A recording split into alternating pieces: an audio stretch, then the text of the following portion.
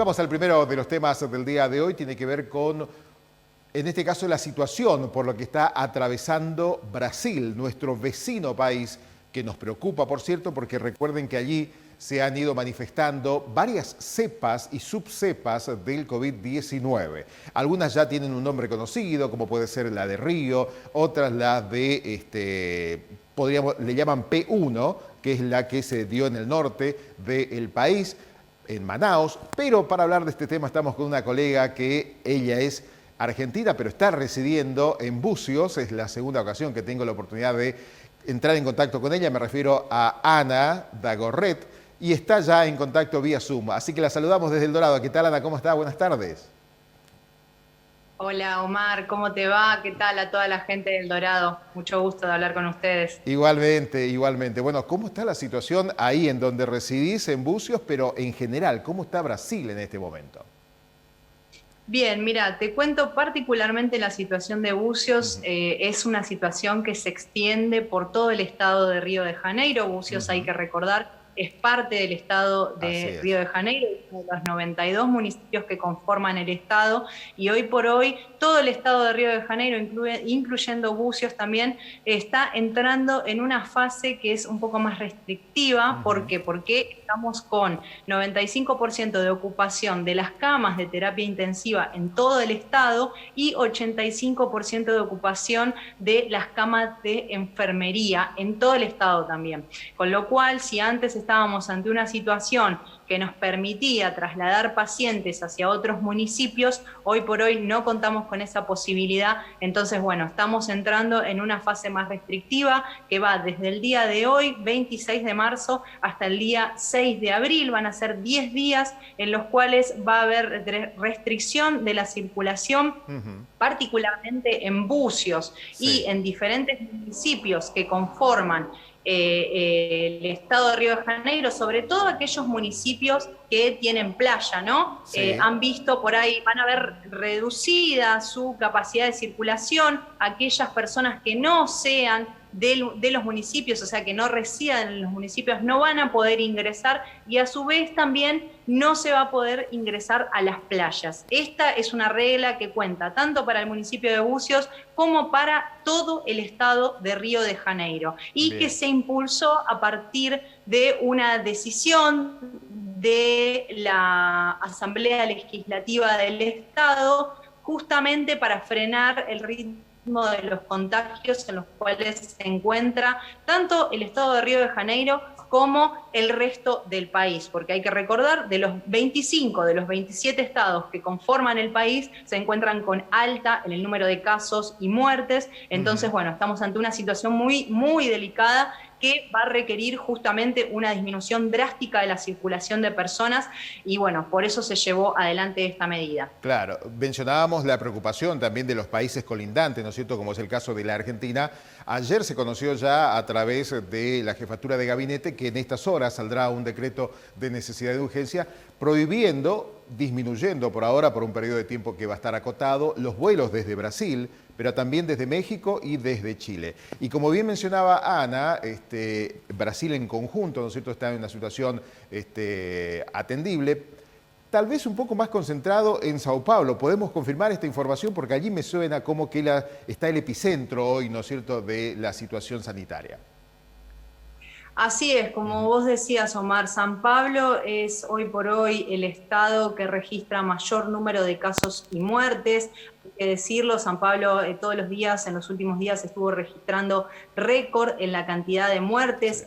Cerca de un 40% de las muertes registradas en todo el país son de personas que residen en el estado de San Pablo. Y bueno, también el estado está entrando en una fase más restrictiva. Y hay que decirlo también, si bien San Pablo sería como hoy por hoy el lugar donde más casos y muertes se registran, también esta es una realidad que se replica en el resto del país, con lo cual no solamente San Pablo, Río de Janeiro son estados que están reduciendo la circulación de personas, sino que hay otros estados del país que también están necesitando imponer medidas más restrictivas. Sobre todo porque, bueno, vos al comienzo del noticiero hablabas de las nuevas cepas, ¿no? Bueno, en Brasil hay 3 nuevas cepas que se registraron, que justamente se generaron a partir de la libre circulación de personas y de todo lo que circuló el virus. Y bueno, cerca de un 67% de las personas que fueron diagnosticadas con COVID fueron diagnosticadas justamente con esta nueva cepa, que es la cepa P1, ¿no? Que es más contagiosa, tiene más poder de contagio y bueno, afecta principalmente a los jóvenes, ¿no? Personas entre 40 y 50 años para abajo, diferente de lo que sucedía con cepas anteriores, ¿no? Con el virus original, que se decía en aquel momento que las personas más afectadas eran aquellas que ya cargaban con un diagnóstico anterior o que eran personas por ahí más adultas, ¿no? Sí, así es, así es. Es decir, es como que el virus va adaptándose, ¿no es cierto?, a la resistencia que va observando en el ser humano. Habla un poquito del cuidado que tenemos que mantener precisamente por esa capacidad que ha demostrado el virus de adaptación, sin dudas. Exacto. Bien, seguimos haciendo podcast para que la gente pueda escucharte a través de Tomá la de acá. ¿Allí te pueden ubicar? Sí. Me pueden ubicar en Tomá la de acá. También estoy con un proyecto nuevo que lo gestiono directamente desde mi cuenta de Instagram, que es Ana Dagorret, en donde todos los días voy subiendo historias de Instagram para contar las diferentes novedades que van surgiendo, ¿no? Porque, bueno, Brasil siempre es un país muy, muy dinámico en cuanto a lo que sucede a nivel social, a nivel político, sobre todo. Entonces, bueno, hacemos desde el Instagram y también desde el Twitter, Ana Dagorret, cierto seguimiento, ¿no? Bueno. Cierta, por ahí, explicación sobre lo que va pasando acá, porque, bueno, hoy por hoy Brasil, lamentablemente, ¿no?, es el centro de todas las atenciones debido al pésimo manejo de la pandemia. Entonces, bueno, cualquier información que por ahí que surja, pueden estar ingresando a mi Instagram, Ana Dagorret, o a mi Twitter también, Ana Dagorret, y también a Toma la de acá, que de ahí seguimos también informando acerca de lo que pasa en este país. ¿Y han sentido ustedes, están más cerca, algún cambio en la postura del presidente Bolsonaro, que siempre ha minimizado esta situación? Bueno, y hoy está en esta situación casi de un atolladero difícil de salir, ¿no? Pero que cuestan vidas. Ayer entendíamos que cerca de 3.000 muertes tuvieron allí en Brasil.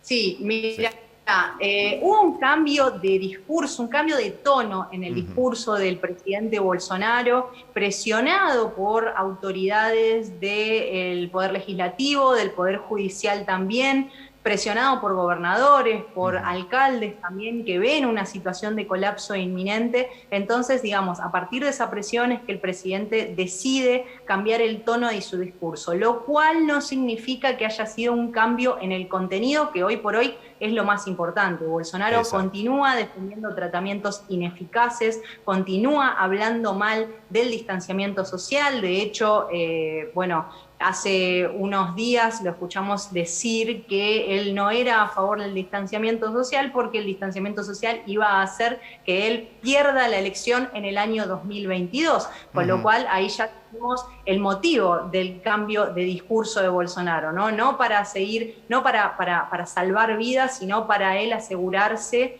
su reelección en el año 2022. Entonces, a partir de esta necesidad, ¿no?, de posicionarse de otra manera en el escenario político, es que Bolsonaro cambia el tono de su discurso, empieza a hablar a favor de la vacunación y cambia también de ministro de Salud, que fue nombrado en esta semana, antes de ayer fue nombrado el doctor Marcelo Queiroga, pero que hay que decir, no se ve un cambio en cuanto a la estrategia. El cambio es solamente de tono en el discurso, pero la estrategia de combate a la pandemia continúa siendo la misma. Infelizmente, ¿no? Porque esa estrategia de combate a la pandemia fue la que hoy nos trajo ante este escenario de 300.000 muertos y cerca de 3.000 muertos por día, que digamos, lamentablemente lo que dicen los especialistas es que ese número, a medida que avance la pandemia y que no se tomen medidas de distanciamiento eficaces y no se aceleren la vacunación, ese número va a aumentar. Entonces, bueno,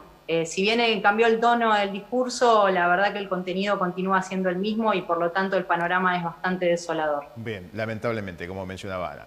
Bueno, a cuidarse mucho, Ana, y muchísimas gracias como siempre por la información.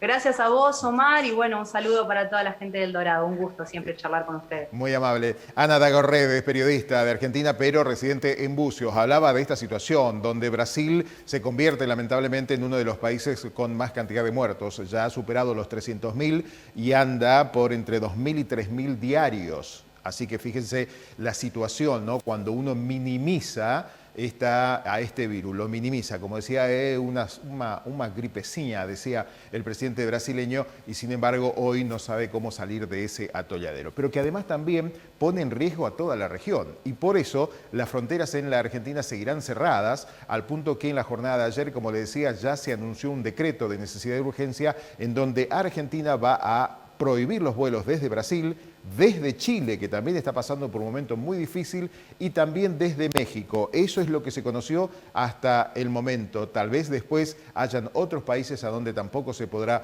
volar para tratar de evitar la circulación del virus que está llegando en su segunda ola.